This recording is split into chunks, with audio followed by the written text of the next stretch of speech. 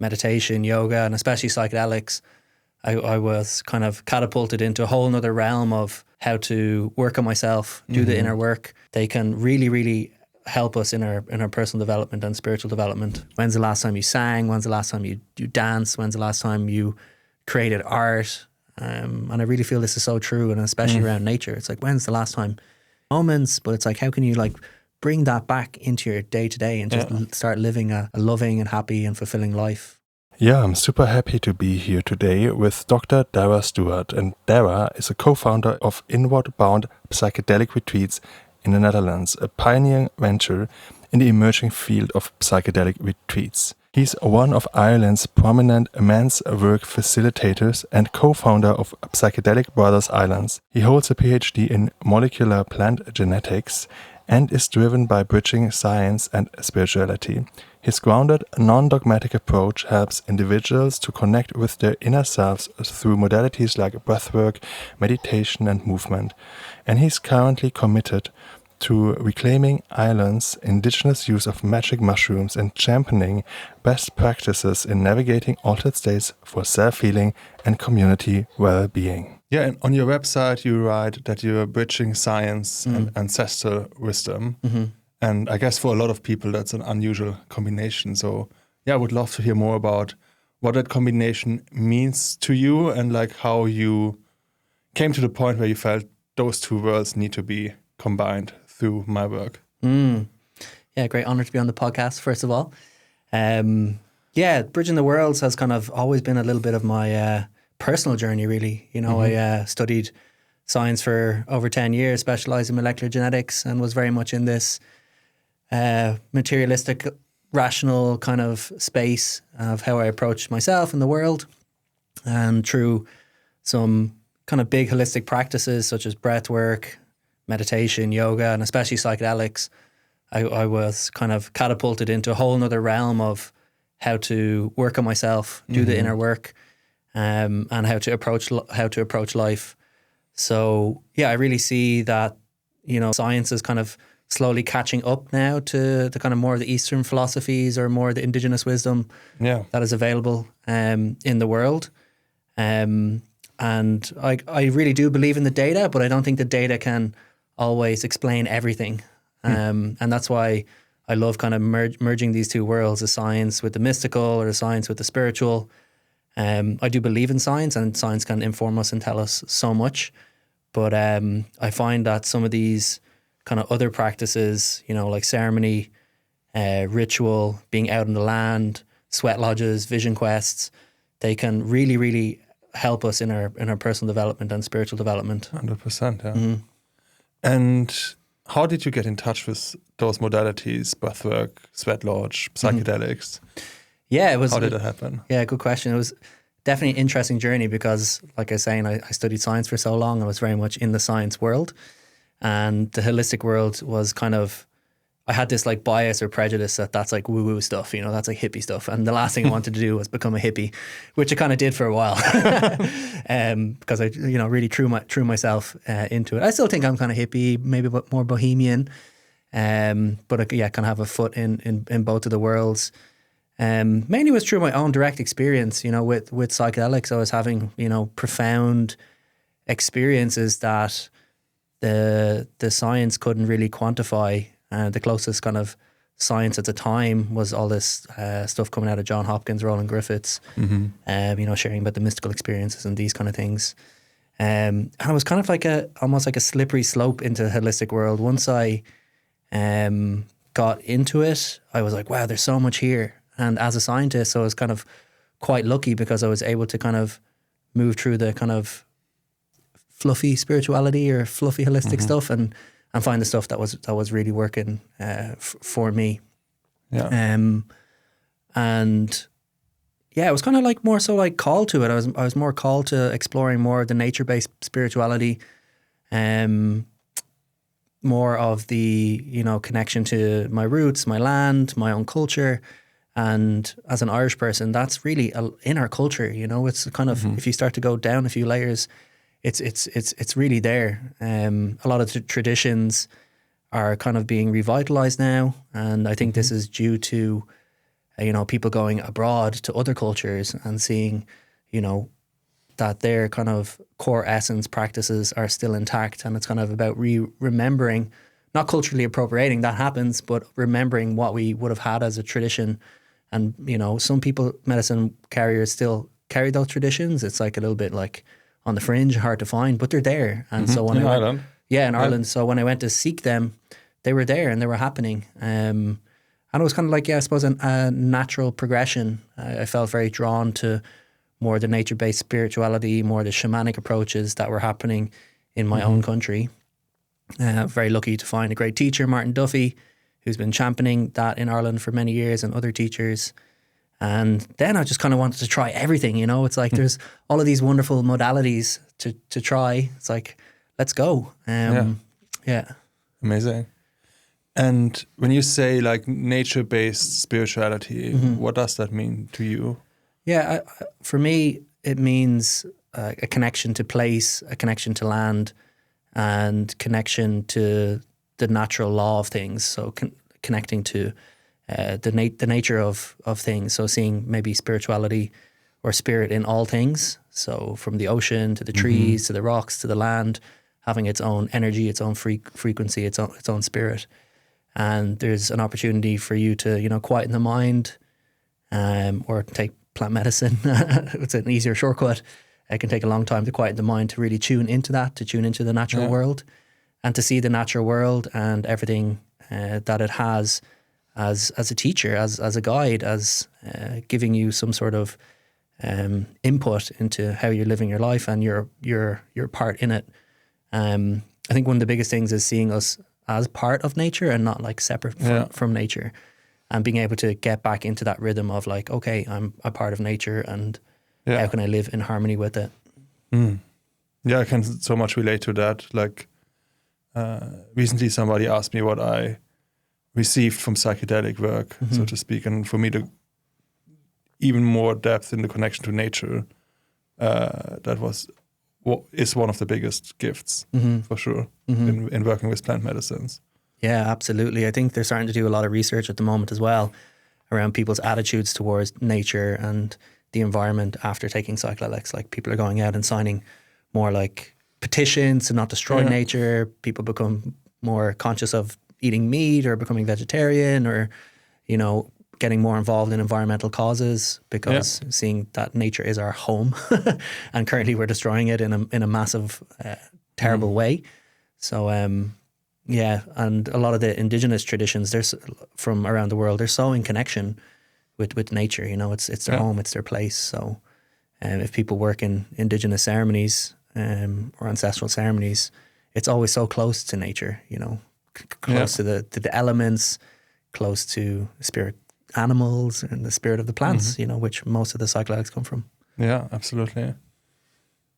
And I just remembered a conversation I had with somebody who has guided psychedelic journeys for like decades, and she said like it's really small things like turning off the shower while you're like putting on the shampoo and stuff, and that's something that really stuck with me. And it's like just like little things that if you do that every day, it makes such a massive difference, and it's so easy. It's not even like because it can sound really big, connecting more with nature. What does that mean? But it can be in so many small things. Yeah, beautiful. That's such a great way of doing it. All these little small changes we can make as humans.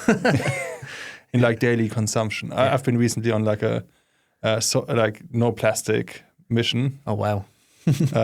As far as it's possible, and it's incredible what shifts through just a focus like that, and how much more awareness all of a sudden for me there is in like not buying plastic products or not buying like clothing that's not out of cotton or natural fabrics. Yeah, it's probably a lot harder than you think, really, is it? It is, yeah. I was in Thailand there recently, and they were like packaging individual bananas in plastic. And I was like, oh my God, this is such a... I've seen that as well. Such a waste, what's going on? What world are we living in that we're packaging individual bananas? They even do it in Switzerland with organic food in the supermarkets, so that it's clear this is an organic product, and the not packaged things are not. So it's a bit absurd sometimes. Wow. And I just wonder, do you when someone would like to connect more with nature, and comes to you and says, I would like to connect more with nature, what would you tell this person? Yeah, generally I try and tune into the person and, see where they're at, I think a lot of people who are maybe suffering from depression, anxiety, I always check in, when's the last time you took off your shoes and walked on the beach? There's this old saying, it's like, when's the last time you sang? When's the last time you danced? When's the last time you created art?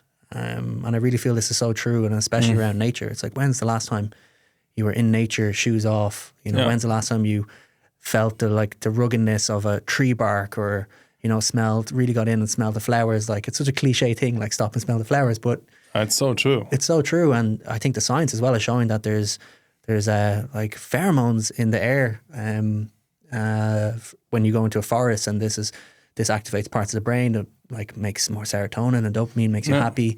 And same with getting the hands in the soil. Totally. Like, one of my favorite integration practices is my garden. I go out there, I'm weeding, I have my hands in the soil, I might get my fingernails dirty, be close to the earth. And it's the same. I ask people, when's the last time you actually like planted something, or you had your hands in the soil? And then, we're also finding out that there's all these soil microbiome is important for our own microbiome. When people grow organic food, they're actually getting like a little bit of the biome from the ground, because these products aren't like intensely cleansed and washed. Yeah. And we're ingesting that, and that's good for our own good biome, which is linked to serotonin again. Yeah. So I always check in with someone. It's like, maybe like do a little bit of planting, or take the shoes off, go on the beach, get into nature. I think in Japan, some of the doctors are like prescribing forest bathing now for people, just go sit in the forest for 40 minutes. It's like, I think there's I can't remember the phrase for it. Shinrin Yoku. Yeah, that's it. It's like, it's like, I'm going to prescribe you 30 minutes in the nature. But to be honest, it works for so many people, and 100%. It's amazing being here in London. There is a lot of green spaces, but like, there's probably not enough green spaces where you're completely at a kind of sensory calm level. It's like letting the nervous system relax as well, not having like sirens going by and loud noises. I think it's so important for people to be in the nature. Yeah, totally agree. And I can also totally relate to like planting things. Like I set up a flower, like a vegetable box, and really nice. enjoy that process. Yeah, it's important. I think we've become a little bit disconnected from our own food supply as well, which is a whole other topic probably for another day. But taking control a little bit of like, even your herbs, when you're going to plant some basil, some coriander, even that is amazing, for people who are living in an apartment or don't have the green space. But it's a wonderful integration practice, prescribing nature. 100%. Yeah. And is it also something that plays a role in the men's work that you're doing? Mm-hmm. Yeah, a lot of the time with in men's work, we kind of do a session where there's like several hours out in silence in nature. Not a full vision quest, but having a few hours just out in the natural world, maybe like building a little fire yourself or collecting some objects, being kind of like present and aware in the nature. Yeah. For me, a lot of men, I think they need spaciousness for themselves. They need to sit in silence, and what a better place to do it than in the natural world. Yeah, totally agree. And like a lot of men, we have this kind of like primal energy in us, and I think that needs to be expressed by running and moving through nature fast, and like climbing a tree, and also activates the inner child too, which is wonderful. But I think there's a lot to be said for men having the space where they can go out into nature and sit and be by themselves, and then maybe come back into the group and share any reflections or anything that they understood about themselves, or any clues and insights they got from just being in the natural world. Just like sitting there watching a bird or watching a squirrel, or just even noticing branches of the trees or rocks. Like, you can learn so much about yourself. It might bring you back to your early childhood, or something you learned in a documentary or something. But there's a lot of clues in nature for us. So I really believe that men should spend more time in nature and be in that kind of raw primal energy. Yeah. And you mentioned that that part of that work is done, that the men come back into the group and share their insights. Do you see any patterns in like insights that men share in these kind of groups? Around nature specifically? In general? In general, yeah, I think, I feel like a lot of guys at the moment are overworked, and a lot of their identity and sense of being in the world is tied to their job and how much career. Career and how much money they're making.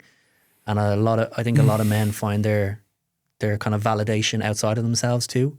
They're validated by like their bank account, they're validated by their work, their boss. And if you no longer enjoy that, then it's just a one-way ticket to like burnout and suffering. Especially if you're in a career that maybe you kind of fell into or you didn't choose. And I think a lot of guys like, my age, mid-30s now, they're kind of really reanalyzing like, did I really want to go down this career path? Or was it because like I was told I should do it by like parents or peers, or society said like, this was the thing to do. So I think it's a really interesting time for men in terms of, choosing where they want to put their energy, what is their actual passion, what brings them soul fulfillment, and how much courage can they muster up to like do the thing that they want to do or always have wanted to do. And that's difficult, if you have kids, if you have a mortgage, if you have big car loans, there's all these like hooks that society kind of has entrenched into us that we can't just easily leave a career. Yeah. So this is really difficult. Like a golden cage sometimes. Yeah, like a golden cage, yeah. So I think, it's for sure an interesting time for men to like retrain or go on their own kind of like sabbatical or vision quest, but it's not as easy as, just packing your bags and leaving, especially if you have responsibilities and commitments in the world. 100%. And a term that you used a few times is vision quest, and I thought maybe not everyone knows what a vision quest is. How would you define that? Yeah. So a vision quest is when you have an intention, like most rituals or ceremonies. I think a vision quest kind of fall under that category of a ceremony, so to speak. And you go out on 2, 3, 4 day, depending on what modality you're working with or what tradition you're working with, and you go out to nature with that intention. And a lot of vision quests, some can be more extreme than others. Some state, no food or water, or sustain yourself from the land yourself, find your own water and food out there. Some of them are multiple nights with cover, with no cover. And it's kind of like a real, I suppose, communion, to use that word. I know it's a bit of a loaded word, but a communion with the land and communion with nature. And then you understand something about yourself, your intention, and then you come back into the group and share those reflections. Yeah, that's a beautiful way to describe it. And you've done a few vision quests, haven't you? Yeah, one last year. Yeah, and it's the deepest ceremonial experience I had so far. Wow. Yeah. Really special. It was like 4 days and 4 nights in that case without food, and just staying in like a very small place, like about the size of the place we're sitting in right now. Wow. Yeah. Really fantastic work. So I can highly recommend that. And I just thought a lot of the things you shared about the vision quest also apply to psychedelic work. So it's almost like our natural segue into the psychedelic fields. And you're running retreats like in the Netherlands, in Costa Rica, so in places where it's legal. Mm-hmm. They do exist. Yes, luckily. I'm curious to hear a bit like about the origin story, so to speak, of Inward Bound, which is like your container for the psychedelic work. Yeah, very happy to share. It's a story very close to my heart. When I was in the science world, I was kind of segueing out of it because I really felt like there was more in life for me. Like initially I got into science because I have curiosity. Yeah. Curious about the mind, curious about nature, curious about the world. And I wanted to kind of make a difference through science, which I found is very difficult and very long hours and very difficult. What makes it difficult? It's in your experience, it's the money thing, I suppose, isn't it? It's like publish or perish.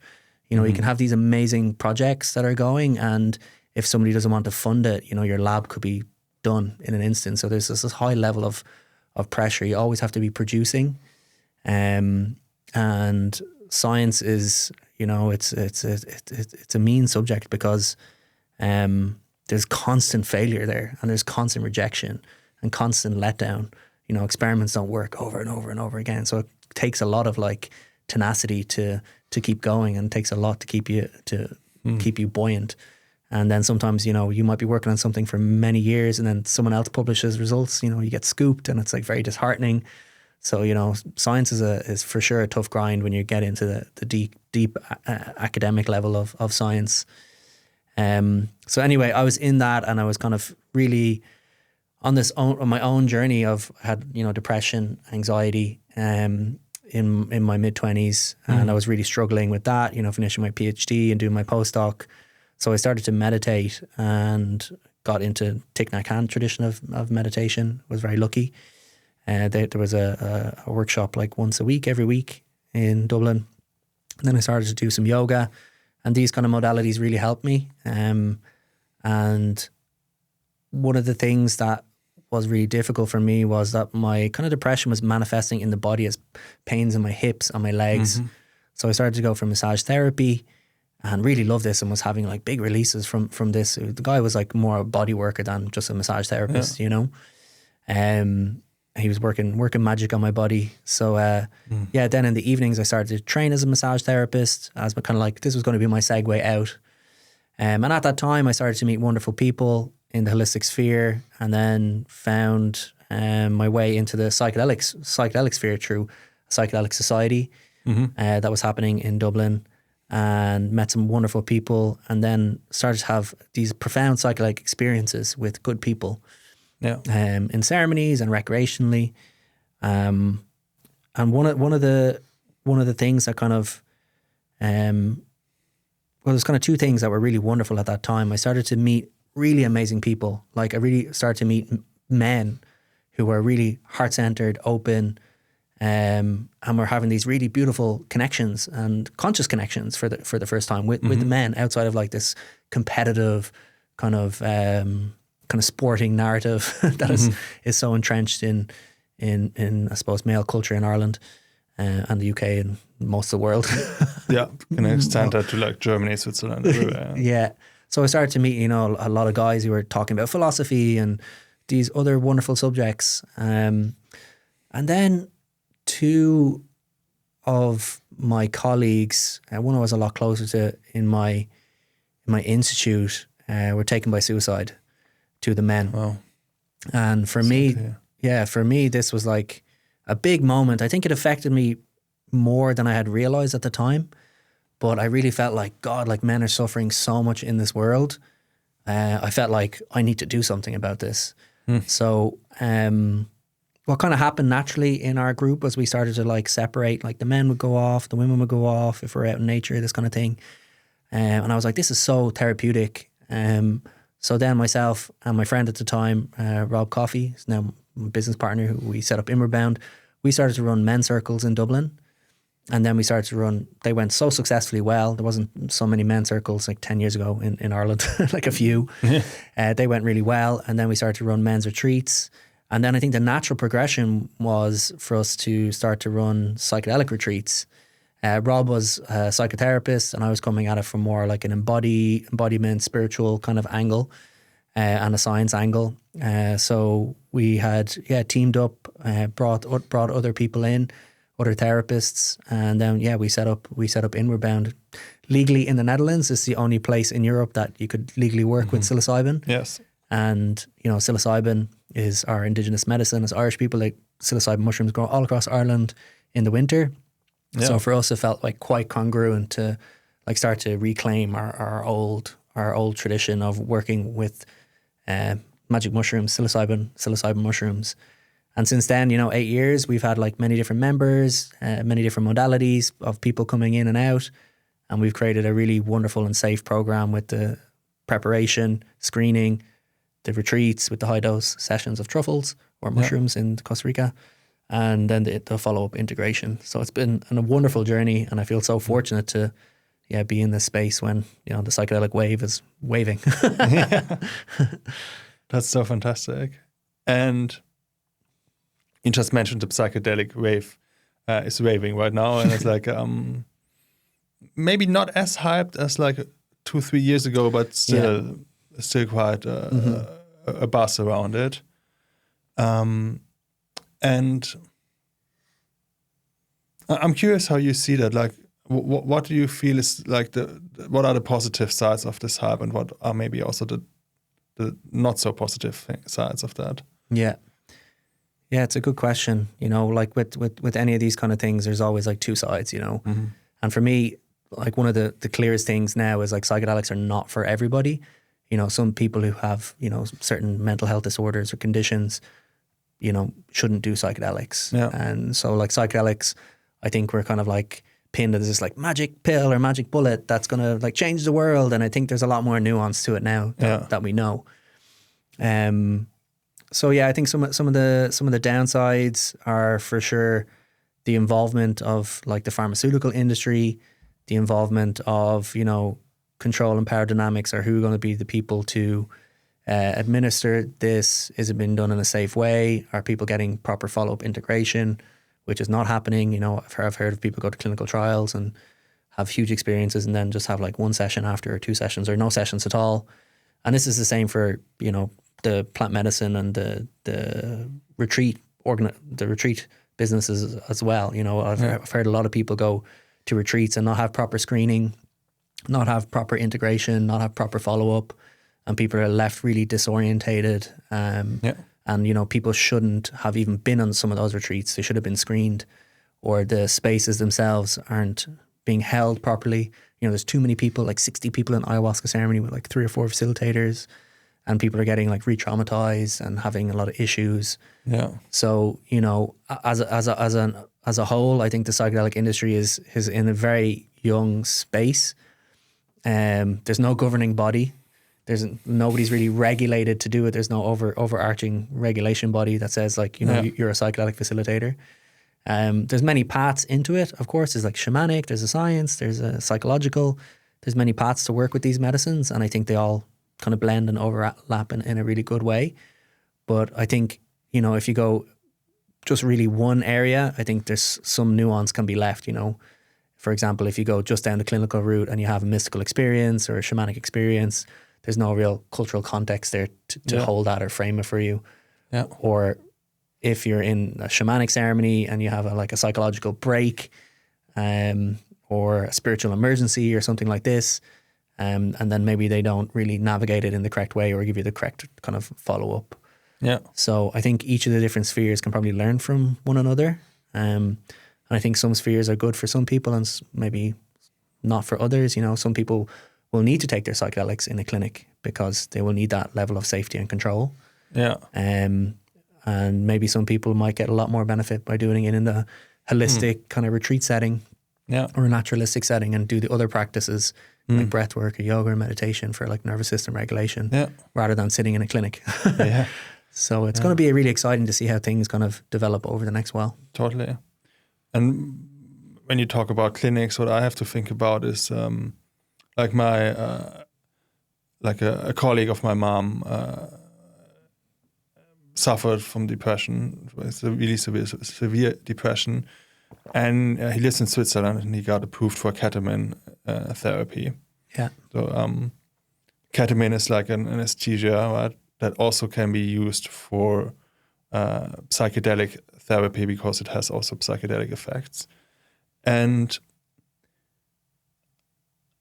he went to the mental health hospital in Zurich, very like famous and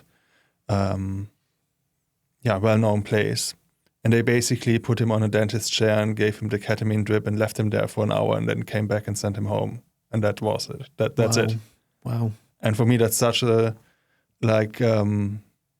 alarming report of like, totally. That's how clinics do it. So I feel just because it's a clinical setting, that doesn't mean a lot. And often clinical settings are actually less informed about how to work with psychedelics than shamanic circles, in my experience. Wow, yeah. Wow, sorry to hear that's happening. I've also heard of like people going to several rooms and then one doctor sitting there and watching them all on like a square panel screen, like, watching 12 participants at the one time, in their ketamine journeys. And it's kind of almost dystopian, you kind of come into this room and then you get sent off.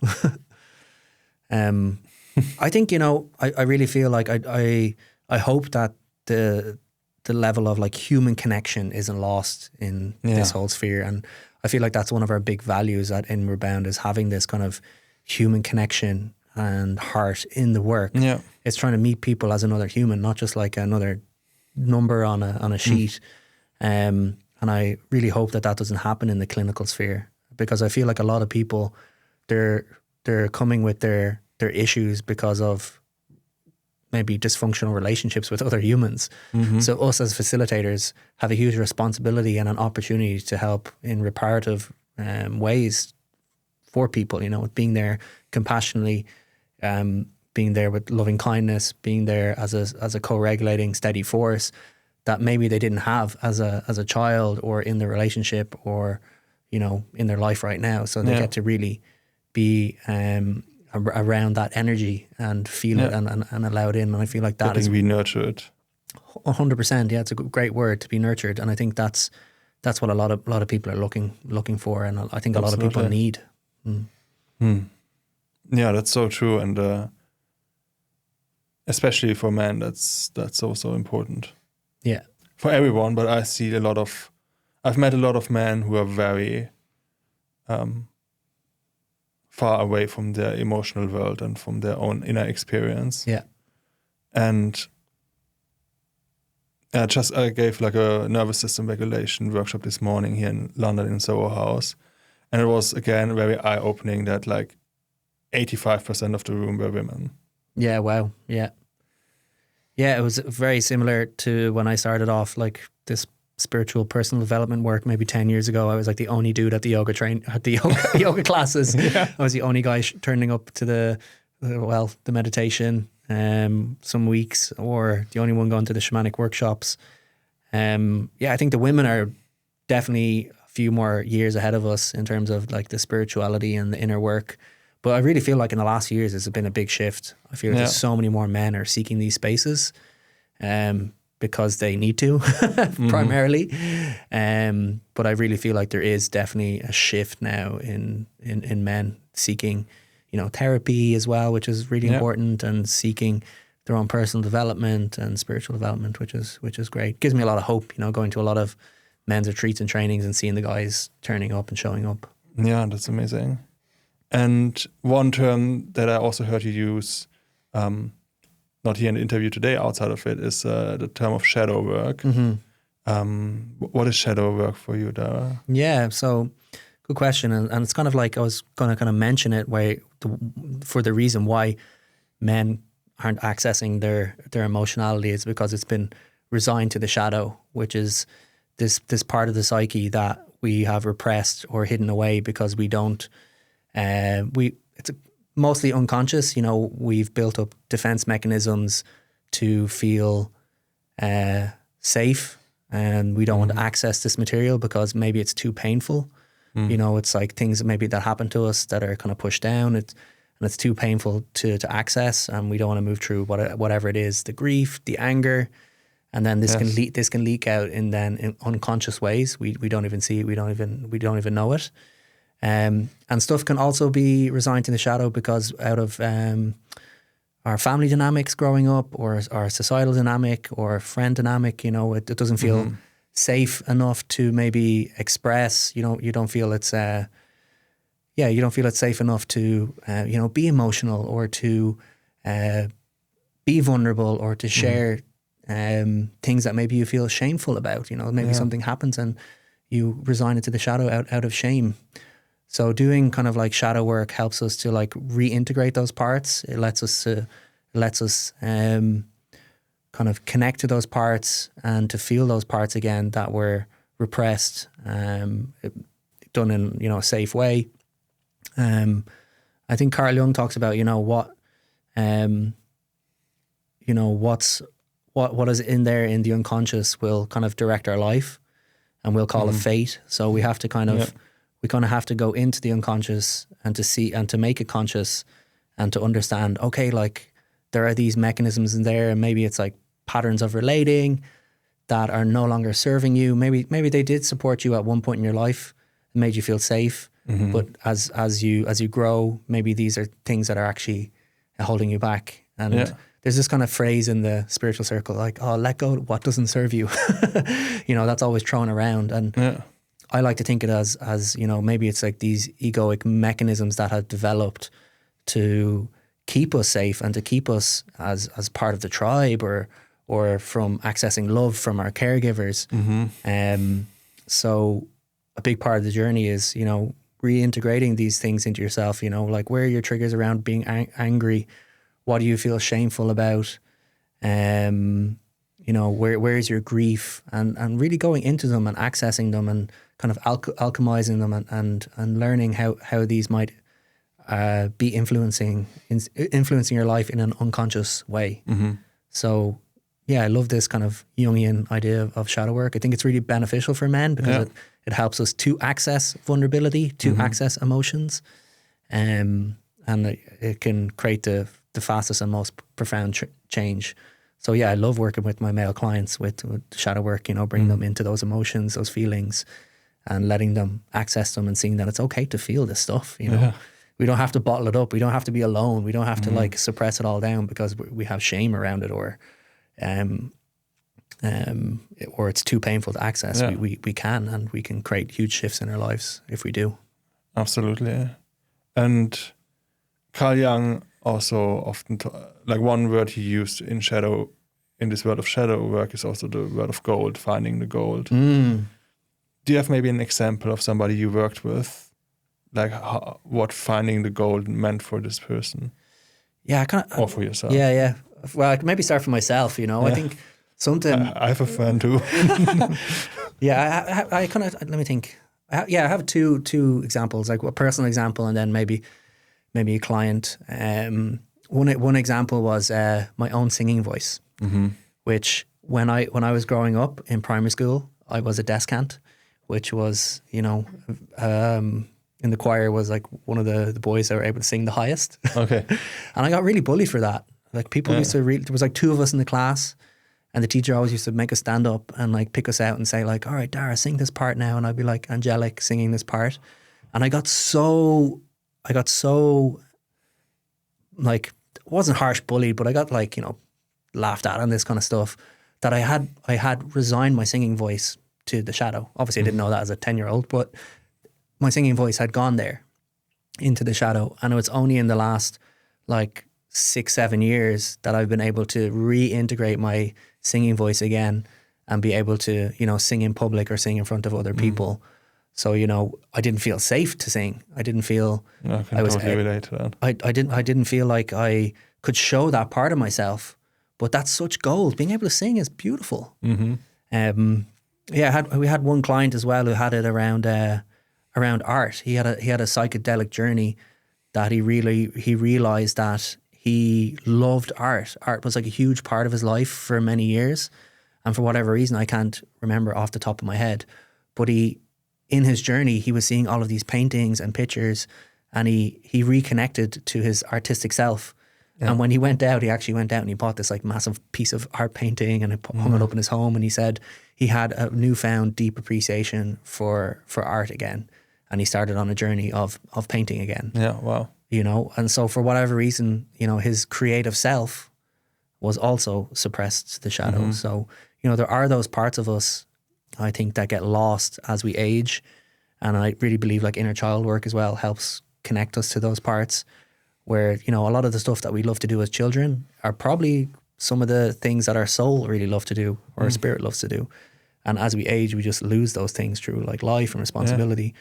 But connecting back to those like early energies and those early things that you used to love to do is such a great key and a gateway into living more of a happier and soulful life, so to speak. Yeah, beautifully put. And I feel that's also a great example of integration. Like for the client you described, the way I hear it, his part of integration or his path of integration was to buy an art piece, buy art materials and start using them again, right? Yeah. What other forms of integration have you seen? Because it's such a big word that's often used in this space, but I think it's often not really defined what it is, so it's like a bit abstract. Yeah, I think how I see integration over the last number of years working with many people is taking the insights, the wisdom, the knowledge, and creating positive behavioral change around them. Yeah. So, we can have all this insights and all this knowledge and all this wisdom on a retreat or in a psychedelic ceremony, but if you don't go home and make any physical day-to-day changes, nothing's going to change in your life. So for me, integration is really about taking that wisdom, that self-generated wisdom, and putting it into practice, which can be very difficult because sometimes you're going up against years of conditioning and years of ways of doing things. Yeah, that's almost guaranteed, isn't it? Absolutely. And for me, integration could be simple as, I had a ceremony and I recognized that I'm constantly dehydrated, and now every day when I go home, I'm going to drink a liter of water when I wake up. And if somebody does that, that's integrating. That's integrating wisdom about your body, about something you learned. Other modalities could be people really enjoy movement, so moving the body more, having some sort of body-based practice, qigong, tai chi, yoga, art as well. Art, journaling, writing poetry, writing stories, writing how you're feeling. The thing about integration is it can be a lifelong journey, so we need to approach it with kindness and compassion towards self and kind of know that we're in it for the long run. We can't just come back from a retreat and completely 180 change our whole life and start doing these 5-hour morning protocols that some people do. It's the little things, what can you manage and put in and set those kind of goals for yourself, achievable goals. Because if you set the bar so high and then you don't achieve them, you're just going to set yourself up for, failure and more suffering. So also being out in nature, having a space where you can talk to other people about the experience that you had or the things that interest you, finding like-minded community, like-minded individuals. I think this is really, really important too. Absolutely. And that for me, again, brings up, for example, men's work. And having a container like that where you can talk about those things with other brothers, with other men. Yeah, I think it's it's really important. And what I really noticed in the last year is that men need community. Yeah. We need a safe space where we can share what's going on in our mind, where we can support one another in our difficulties, kind of call each other forward, keep each other accountable, signpost each other, support each other. I think it's a wonderful addition to a therapeutic space. A lot of those spaces are therapeutic, but I find, if someone's in personal therapy and then they have a men's group, this is wonderful because they have an opportunity to go to those spaces and kind of digest what's going on for them. And then they don't have to bring the whole emotional labor to their relationship with their partner. They have an outside space. Of course, our partners can be there to emotionally support us, but I really firmly believe in us having our own spaces, individually in therapy, in a men's group, and then you can bring it to the relationship. Because if you're turning up to a relationship constantly with all of your mess and it's chaos and it's all over the place, it's going to be a disaster. So I think it's really important for men to have those extra spaces where we can, alchemize, digest, move through stuff, get pointers. And particularly if it's about the relationship itself, we don't have to be working it all out in the relationship. We can kind of find our own sense of what's going on and then bring it to the relationship. Wonderful. And something I've witnessed around men's work is that some women are actually quite cynical about men's work, and when someone would say, as you did earlier, men are suffering a lot, they would bring but men are so privileged card. How are you seeing that? How would you answer towards someone who maybe sees that really cynical or critical? Yeah, it's a good question, ultimately, like, it's like the battle of the sexes, isn't it? It creates this like division. And I think we need to, cut each side a little bit of a break, you know. I think men's spaces are really important for men, women, as are women's spaces important for women. Yeah. Women go off and do their work and do their thing, and sometimes it can look alien to us on the outside. And it's the same for women looking at men. I really feel, but there has to be like a union back together, and that's where the real repair happens. Is in when we can both come together, come and be there together from a compassionate, kind, loving space.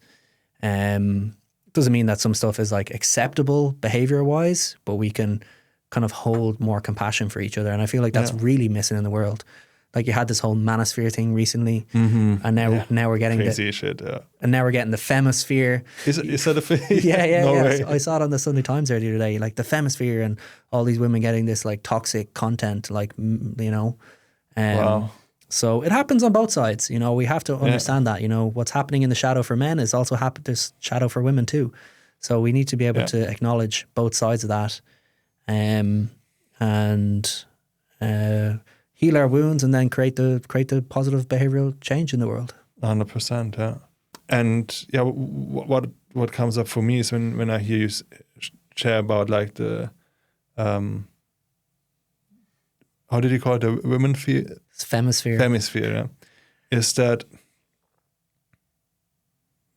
something I witnessed is that often in marginalized groups, there's a lot of shadow through the marginalization, and that needs to be addressed, because if it's not addressed, it comes up in the first best moment. And I've, for example, seen that in nightclubs that are predominantly gay spaces, and where artists were not allowed to perform in drag because it's like too much on the feminine side of the gay world.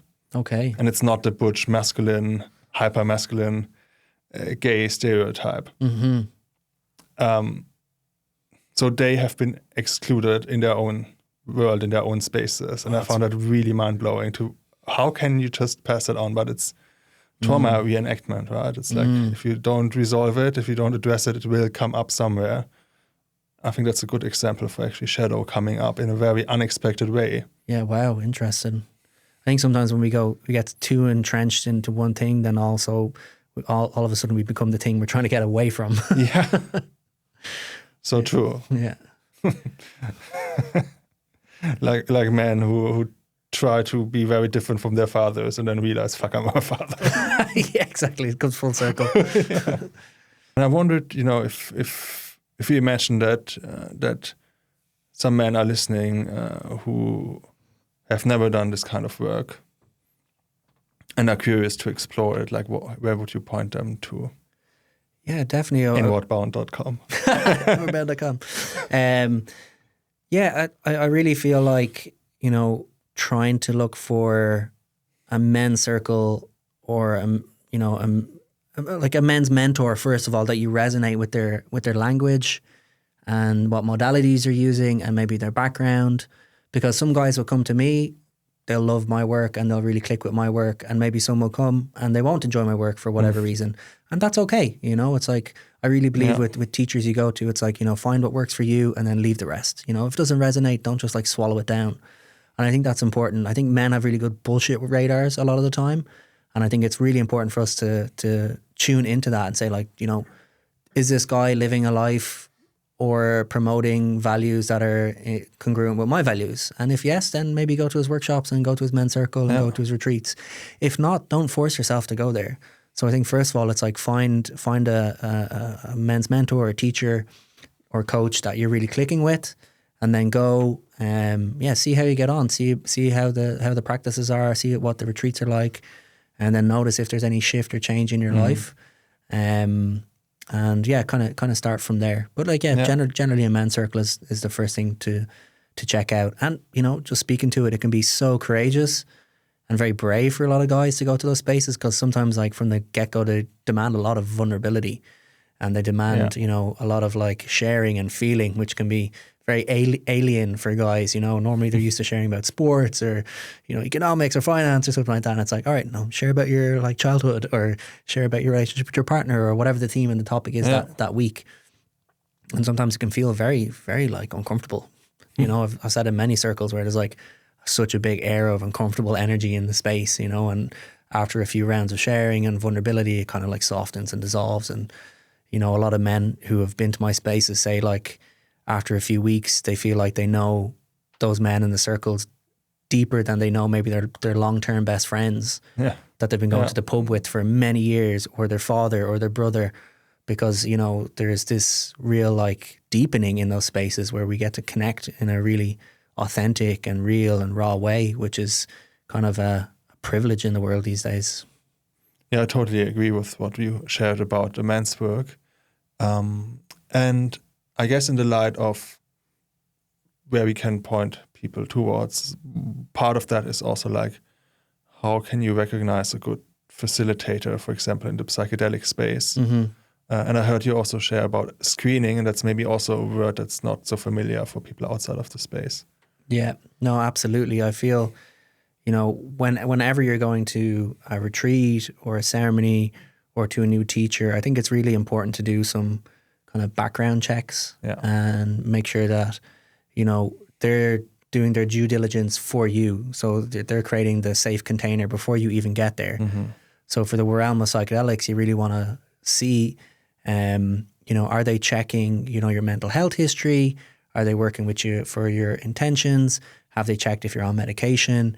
Are they checking your physical health as well, your physiology, to see if, you know, it's safe for you to work with psychedelics? Are you on any medication? These kind of things are like very important green flags for me. If they just accept you and don't ask any of these questions, that's a huge red flag. So I feel like going into a psychedelic space is important to be well prepared as well. Like, are they giving you preparation information? Are they teaching you simple things about like your breath, how to co-regulate, or co-regulation that happens, how to self-regulate? Are they like, really offering some preparation info? And then also, I think one of the most important things is, do they have a follow-up integration program? Are they really available after the retreat to check in? You know, they're not just going to disappear off on a plane to Colombia or wherever, or Peru. Are they really there if you're having challenges? Are they there to be able to have a phone call? Are they there to be able to offer additional support? So I feel like these things are really important. And then in the space themselves, you know, I feel like it's really important for people to know that like you have the full sovereignty and autonomy in a psychedelic space, that if it doesn't feel right, you don't have to take the medicine. You know, if you're getting a weird energy, your intuition, a weird vibe, you don't have to take the medicine. You can stop at any moment. And if the person holding the ceremony is giving you a hard time for that, that's a big red flag for me. You know, I think it's everybody's personal choice whether they want to proceed or not. So, and the same around asking questions. You know, if there are questions coming up, a good facilitator will be able to answer all those questions to the best of their ability. If they're kind of pushing you off and saying like, "Oh, don't worry about that. Don't think about that," that's another red flag. So, you know, I think there's a lot of people having really challenging psychedelic experiences in ceremonies that aren't held well. And I think it's such a shame if this keeps happening, because I feel like it's going to ruin it for everybody. So I really hope there's like a maturation in the space where more people do good work. You know, people support each other and send people to the right places for working with medicine. And I feel like we'll do a lot better as a psychedelic community if we're able to support each other in that way. So yeah, I hope people really like, you know, check reviews and check their facilitators, check their backgrounds. And again, it's the same as men's work. Check, do I click with this person? Are they speaking my language? Do they feel like they can understand me and meet me? Are they giving me the time? Are they walking their talk, from what I can tell? Yeah, exactly. Absolutely. I think it's so important. Are they Deepak Chopraing it? Oh God, yeah.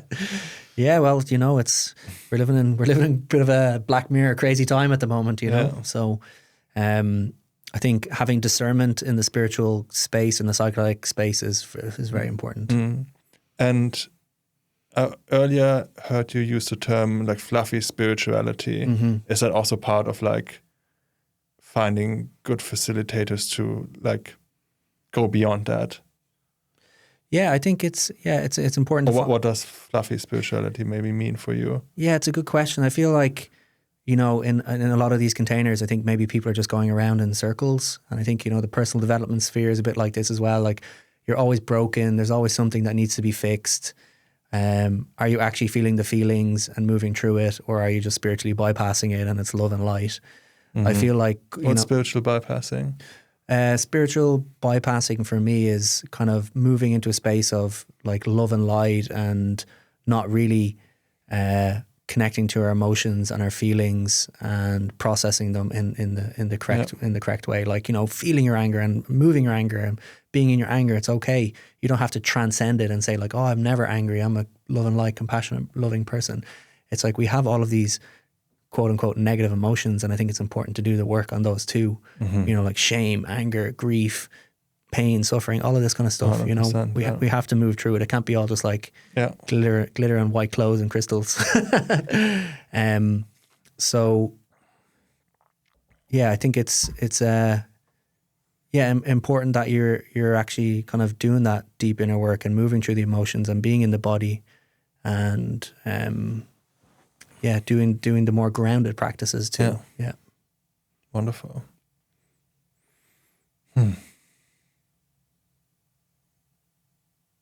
Yeah, it gives me a lot of hope to talk to you, and I feel it's so important to have exactly those spaces. And I feel we're coming back to the question we started with about science and ancestral wisdom and how they can go hand in hand. Yeah. And how we can be very spiritual beings and at the same time not bypassing the human side. Absolutely. And like the emotional side. Yeah. I really feel like on the spiritual journey, I can kind of speak for myself, that there comes to a point when, I realize that I'm inherently not broken or I don't need to be fixed. I'm like perfectly imperfect. Yeah. And I think there comes a point where people need to start just living their lives and, not like constantly seeking. I love this book, The Alchemist. Yeah. He goes off on this big seeking journey and realizes, he has everything that he needed already. Sorry, spoilers. But Treasure was in his hometown, like in his really? home country. Yeah. And it's kind of like, one thing in the psychedelic sphere is chasing those peak experiences constantly, and either it's chasing community or chasing those big high moments. But it's like, how can you like bring that back into your day to day and just start living a loving and happy and fulfilling life? I think that's ultimately the real work, I totally agree. And as a last question, if people want to find more about you and your work, about your offerings, where can they find that? Yeah, so all the psychedelic work is through inwardbound.nl.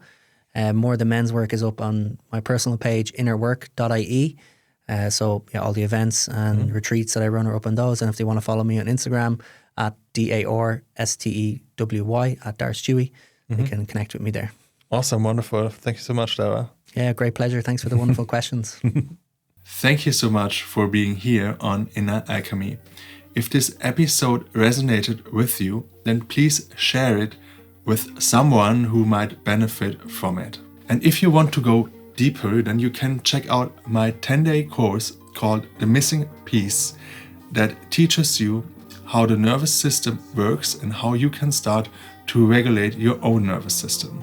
You learn powerful tools how to quieten your mind and your nervous system, how to get in touch with your emotions, and how to feel like who you are is truly enough.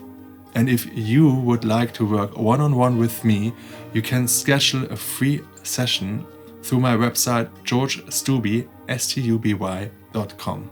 And you can also find me on Instagram as iamgeorgestuby.com. I'm really looking forward to get in touch with you and also to welcome you in one of the next episodes. Stay present, stay embodied, and I'm sending you much love.